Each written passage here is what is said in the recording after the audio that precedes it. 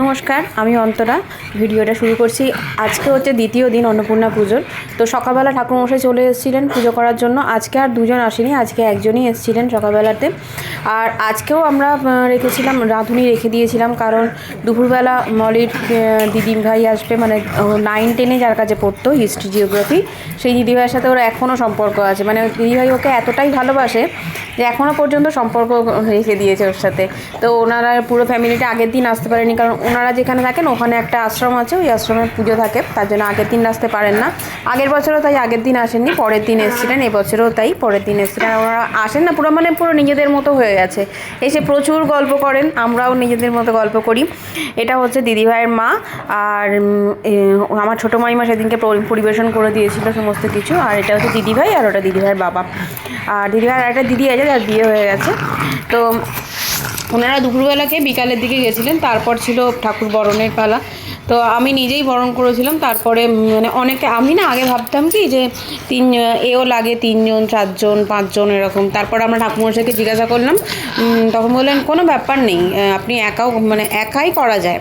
হ্যাঁ, এও থাকলেও ভালো, না থাকলেও কোনো অসুবিধা নেই। তো আগে আমাদের ও বাড়িতে, মানে আমরা যখন কালী পুজো করতাম ও বাড়িতে, তখন এও নিয়ে একটা ব্যাপার থাকে। তো ইনি হচ্ছেন আমার ছোটো মাইমা, কিন্তু বয়স হয়েছে প্রচুর।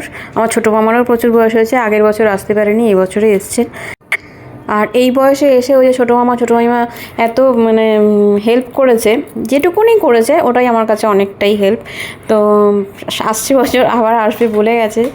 আমি চাইবো তো ঠাকুর সুস্থ রাখুক সবাইকে। তো এখানে ঠাকুর বরণ করা হয়ে গেছে। আমার ছোটো মাইমা, আমি আর যারা ছিল তারা সব সিঁদুর ফিঁদুর কেটে নিয়েছি। আর তারপরে ঠাকুর নিয়ে যাওয়ার পালা ছিল। তো অভিত ওই ছেলেগুলোকে, মানে কুমোরটুলিতে লোক বলেই দিয়েছিল যে ঠাকুর যখন ভাসান যাবে তখনও তোমাদের আসতে হবে। তার জন্য তারা টাকা নিয়েছে, যদিও সেটা কোনো অসুবিধা হয় না, কিন্তু নিয়ে যাওয়াটাই অসুবিধা। এই যে কাকিমা, এটা রাঁধুনি, রাত্রিবেলাতেও উনি রান্নাবান্না করেছিলেন, পোস্ত টোস্ত উনি করেছিলেন। আমরা এসে মানে গঙ্গার ঘাট থেকে, এমনি আমাদের তো যে কনকাঞ্জলি দেয় তাকে আর ঠাকুরের মুখ দেখতে হয় না। তো আমি গঙ্গার ঘাটে যাই, কিন্তু ঠাকুরের মুখ আর দেখি না। আমি গঙ্গার ঘাটে গিয়ে হয় টোটোয় বসে থাকি, নাহলে একটা সাইডে বসে থাকি। তো আমরা টোটো করে গঙ্গার ঘাটে গেছি সবাই মিলে। আর অভি একা হেঁটে, আর ঢাকি হেঁটে গেছিলো। আর যে ছেলেগুলো গেছিলো তারাও সাইকেল নিয়েই গেছিলো, কারণ আমাদের এইখান থেকে গঙ্গাঘাটটা অনেকটাই দূরে। তো অভি একমাত্র হেঁটে হেঁটে গেছিলো, বাকি সব আমরা টোটো করে গেছিলাম। তো ঠাকুর নামাতে একটু অসুবিধা, কারণ আমাদের 6তলা থেকে নামানো তো 4টিখানি কথা না। এবার লিফটে উঠে গেল তো অসুবিধা নেই। তো কিন্তু এবারে ঠাকুর যেমন আসতে চেয়েছেন তেমনই এসছেন। তো তাতে অসুবিধা কিছু হয়নি, নামাতেও অসুবিধা হয়নি, ওঠাতেও অসুবিধা হয়নি। তো আমি তো আগেই আপনাদের বলেছি, আমাদের লোকবল খুবই কম। তার জন্য যদিও আমাদের কোনো দুঃখ নেই, কারণ আমরা যে পুজোটাই করি, সেটা কালী পুজো হোক, অন্নপূর্ণা পুজো হোক, বা যে কোনো ঘরোয়া পুজো হোক, আমরা নিজেদের মধ্যেই মানে আনন্দ সহকারে পুজোটা করি।